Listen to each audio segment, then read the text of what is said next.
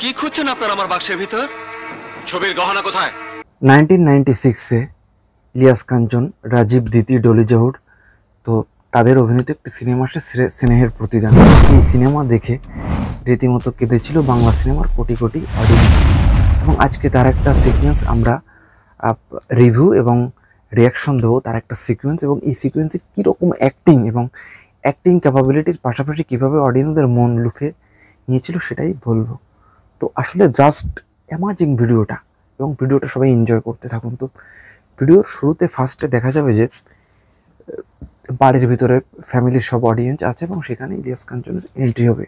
যে কী ভাইয়া, কি মেজো ভাইয়া, কি মেজো ভাবি, এখানে কী হয়েছে, কী নিয়ে আলোচনা হচ্ছে।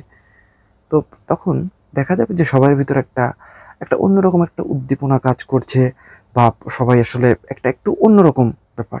তো ফার্স্ট যখন ইলিয়াস কাঞ্চনের এন্ট্রিটা ঘটে তখন বলা হয় যে গয়না চুরি হয়েছে, গয়না পাওয়া যাচ্ছে না, তোর ঘরে আছে কি ছোট মেম সাহেবের গহনা।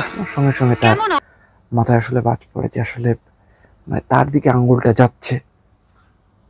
এবং এক পর্যায়ে তারা দেখা যায় যে ব্যাপারটা করে নেয় যে বাড়ির কাজের ছেলেটা, যাকে বাড়ির মালিক সন্তানের মতো স্নেহ করে, ওই ছেলেটা চুরি করেছে গয়না, এমনটা ব্লেম তার উপরে দেওয়া হয়।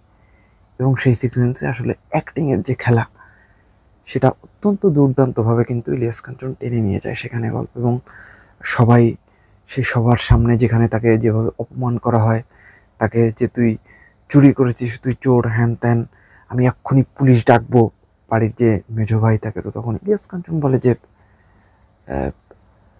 আপনি আমাকে মারুন বা আপনি আমাকে যা করুন, আপনি আমাকে বাইরে নিয়ে পুলিশে দেন, বাট এ বাড়ি কখনো পুলিশ আসেনি এবং এই বাড়ি আসলে পুলিশ আসার মতো বাড়ি না, একটা পবিত্র বাড়ি, এখানে যাতে পুলিশ না আসে।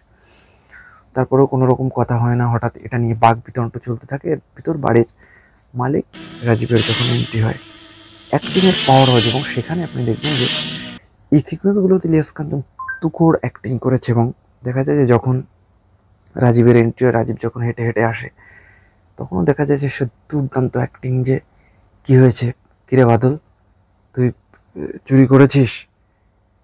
সে বুঝতে পারছে চুরি করেনি, বাট সবার সামনে বলতে হচ্ছে যে তুই চোর, তুই চুরি করেছিস। এবং তাকে থাপ্পড় যেই মারল, সেই অ্যাক্টিংয়ের আরও খেলা দেখা যাচ্ছে যে পুরো অ্যাক্টিং সেখানে আসলে এমনভাবে সবাই আসলে অ্যাক্টিং করেছে যেটা আসলে চোখ ধাঁধানো। এবং ইলিয়াস কাঞ্চন ওই সিকোয়েন্সে তার যে ডায়লগ ডেলিভারিগুলো ছিল, যে আমি ছোটোবেলায় বাবা মাকে হারিয়েছি, বা মেজো ভাবি আমাকে চোর বলেছে, বা সবাই অপমান করেছে, আমি এতটা কষ্ট পাইনি আজকে যখন আমাকে আপনি চোর বললেন, এর থেকে আর কষ্টের কি হতে পারে ভাইজান। তো এই সিকোয়েন্সে আসলে তাকে থাপ্পড় মারা এবং বলে যে এই থাপ্পড় আসলে আমার গায়ে লাগেনি, আমার আত্মায় লেগেছে। এবং এই সিকোয়েন্সগুলো কিন্তু এইভাবে কিন্তু আসলে যে অ্যাক্টিংয়ের যে খেলা, আসলে অ্যাক্টিংয়ের যে ক্যাপাবিলিটি সেখানে, যে যে আমি চলে যাচ্ছি, আমি আর কখনো এই বাড়িতে আসবো না, এটা বলে সে বেরিয়ে যায়। এর ভিতরে ডলি জহরের এন্ট্রি এবং তার সঙ্গে রাজীবের তখন যে কথোপকথন, এবং তখন অ্যাক্টিংয়ের আরও খেলা। রাজীবকে বলে যে বাদল চুরি করেছে, এটা যদি আমি নিজের চোখে দেখি সেটাও তো বিশ্বাস করবো না, আর তুমি কীভাবে মেনে নিলে।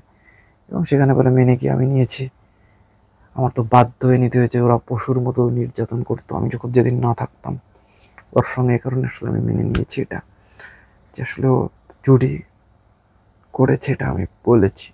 দুর্দান্ত দুর্দান্ত দুর্দান্ত অ্যাক্টিং ক্যাপাবিলিটি সিকোয়েন্সটুকুতে, সত্যি মানে দেখার মতো অ্যাক্টিং ক্যাপাবিলিটি। এবং সবাই আসলে দুর্দান্ত যে অ্যাক্টিং ক্যাপাবিলিটি, সবাই অত্যন্ত সুন্দর অ্যাক্টিংয়ের যে প্রমাণ সবাই দিয়েছে, এটা সত্যি টপ নচ,